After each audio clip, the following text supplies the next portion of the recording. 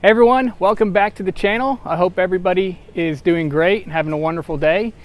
We've got a different format for you today. As you can see, we are at the top deck of our boat.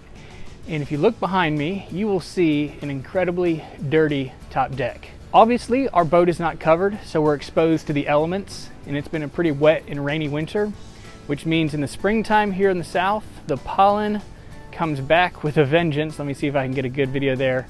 And so we're gonna spend the weekend cleaning our boat. We're gonna show you how we go from the top deck down to the front deck and the back deck and the sides to get everything squeaky clean and ready for the springtime.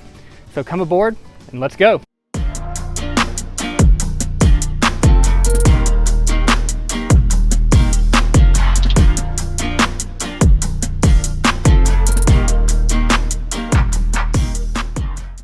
Hey Dory.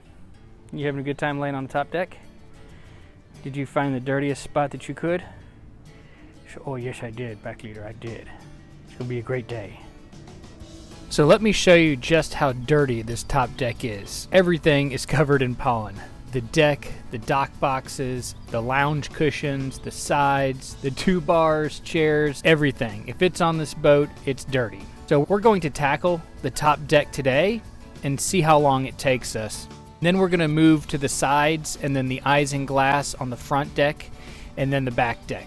It's just Jessie and I cleaning today, so we'll have to tag team this when Claire's awake, and we don't wanna wake her up while she's napping, and this may be a bit of a challenge, but we're hoping to make some really good progress.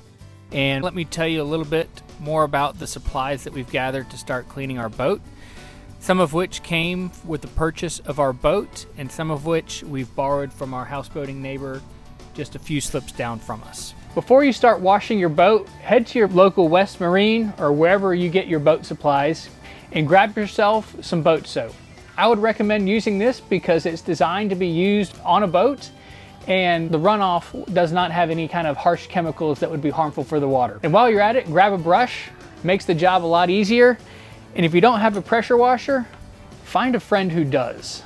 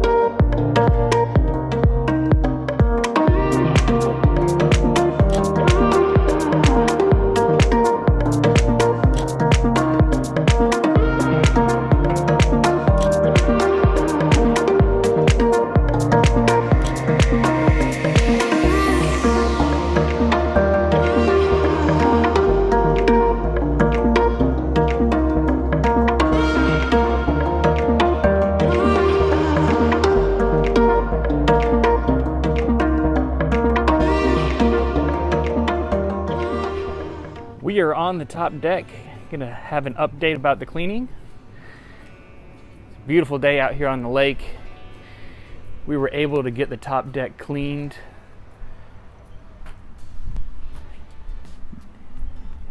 Spent a lot of time cleaning under the bar right here. That was a really dirty spot. Took a little bit longer than I thought, but we hang out here, we spend a lot of time. I wanted to get it done right. I hit my head on the TV. There is our new indoor-outdoor carpet. We're excited to put that out once we got everything clean. Pan around here. Have some new speakers for the top deck here. They sound fantastic. And for maybe a little comparison, remember when Dory was laying on the dirty spot? Well, here she is relaxing in a nice clean spot. I'm gonna pan back around this way. We put a little inflatable pool up here for Claire so that she could splash around and just enjoy the summertime weather. Jessie and I moved these two dock boxes right here, washed under there.